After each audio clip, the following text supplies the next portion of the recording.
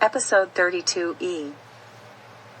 Wendy noted that residential wood burning and hyper-localized agricultural wood burning produces PM 2.5 pollution that can be largely preempted by direct regulation and enforcement of regulation of hyper-localized wood burning, unlike wildfire burning. Agricultural waste could be removed and composted by the government, rather than the government allowing permits for hyper-localized burning of agricultural waste. Neighbors feel the effects of PM 2.5 pollution most.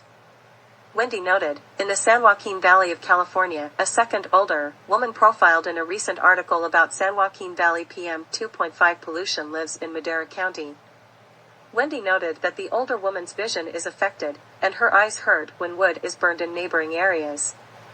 The older woman, her son, and parents all now have asthma.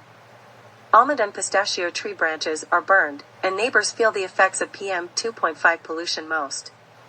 The older woman lives among vineyards surrounded by almond orchards.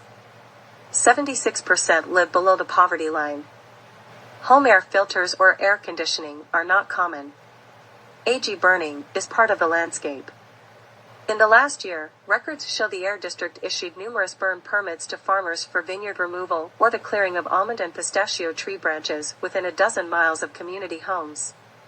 Regulators with the Air District say they only allow burning on days with favorable weather conditions that reduce the health and air quality impacts of smoke. Public data show agricultural burning released an average of 79 tons of PM 2.5 emissions in the area. Residents say they see and feel the effects. Neighbors typically aren't notified when a farmer lights a fire, despite advocates asking for a notification system.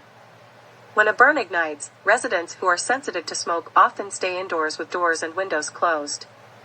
We can just see the billows of smoke, so we can see how close it is. Even when it's in the area of Fresno or Madera, we can see the smoke, the older woman said in Spanish through an interpreter. When I go outside, if it's smoky outside, my vision just hurts, and my eyes start watering, and I start coughing a lot too.